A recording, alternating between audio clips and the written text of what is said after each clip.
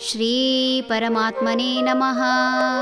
ಶ್ರೀಮದ್ಭಗವದ್ಗೀತಾ ಅಥ ಷಷ್ಠೋಧ್ಯಾಯಃ ಧ್ಯಾನಯೋಗಃ.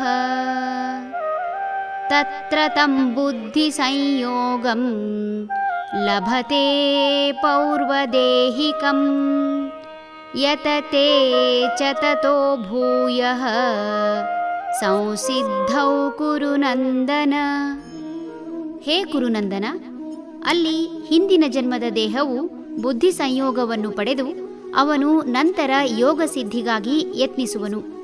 ಒಂದು ಬೀಜವನ್ನು ಎಲ್ಲಿ ಬಿತ್ತಿದರೂ ಆ ಬೀಜದಿಂದ ಏನು ದೊರೆಯಬೇಕೋ ಅದೇ ದೊರೆಯುತ್ತದೆ. ಹಾಗಲ ಬೀಜ ಬಿತ್ತಿ ನಿಂಬೆ ಪಡೆಯಲು ಸಾಧ್ಯವಿಲ್ಲ. ಹಾಗೆಯೇ ಒಬ್ಬ ಮನುಷ್ಯ ಈ ಹಿಂದೆ ಕಲಿತು ಮೈಗೂಡಿಸಿಕೊಂಡು ಬುದ್ಧಿಯಲ್ಲಿ ಸ್ಥಿರವಾಗಿರುವ ಗುಣದಿಂದ ಈ ಪ್ರಪಂಚದಲ್ಲಿ ಬದುಕುತ್ತಾನೆ.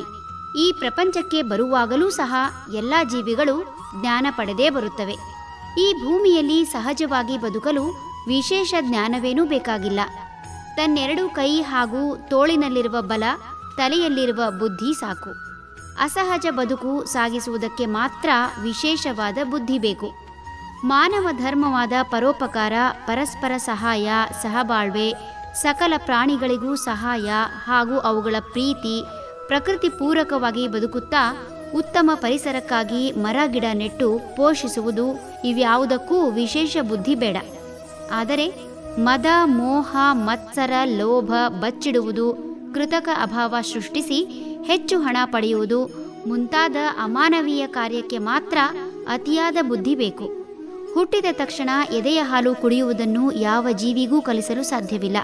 ಆದರೆ ಹುಟ್ಟಿದ ಕೆಲವೇ ಗಂಟೆಗಳಲ್ಲಿ ತನ್ನ ಬಾಯಿಯಿಂದ ಚೀಪಿ ತನಗೆ ಬೇಕಾದ ಆಹಾರ ಪಡೆಯುವುದು. ಇದಕ್ಕೆ ಕಾರಣ ಈ ಹಿಂದಿನ ಜೀವನದಲ್ಲಿ ಆದ ಬುದ್ಧಿ ಸಂಯೋಗ. ಉದಾಹರಣೆಗೆ, ಒಬ್ಬ ವ್ಯಕ್ತಿ ಈ ಪ್ರಪಂಚಕ್ಕೆ ಬಂದ ಮೇಲೆ ಬದುಕಿಗಾಗಿ ಸಾಕಷ್ಟು ಪ್ರಯತ್ನಗಳು ನಡೆಯುತ್ತವೆ.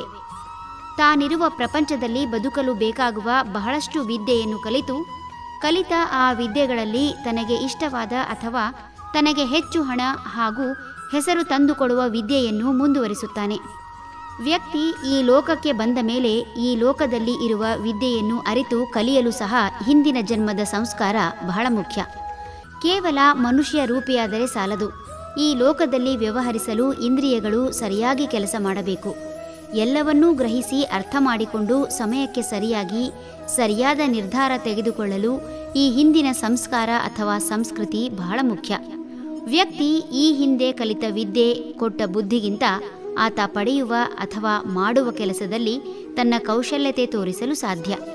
ಯಾವುದೇ ವ್ಯಕ್ತಿಗೆ ಈ ಹಿಂದೆ ಕಲಿತ ವಿದ್ಯೆಯಿಂದ ಬುದ್ಧಿ ಚುರುಕಾಗದಿದ್ದರೆ ಆತ ಜೀವನದಲ್ಲಿ ಏನನ್ನೂ ಸಾಧಿಸಲು ಸಾಧ್ಯವಿಲ್ಲ. ಈ ಜೀವನದ ಹಿಂದಿನ ದಿನಗಳಿಂದ ಕಲಿತ ವಿದ್ಯೆಯಿಂದ ಇಂದು ಬದುಕು ಸಾಗಿಸುವಂತೆ ಈ ಹಿಂದಿನ ಜನ್ಮದಲ್ಲಿ ಆರಂಭ ಮಾಡಿದ ಕರ್ಮಗಳು ಬುದ್ಧಿ ಸಂಯೋಗದಿಂದ ಈ ಜನ್ಮದಲ್ಲಿ ಮುಂದುವರೆದು ತಾರ್ಕಿಕ ಅಂತ್ಯ ಕಾಣುತ್ತವೆ. ಹರಿ ಓಂ.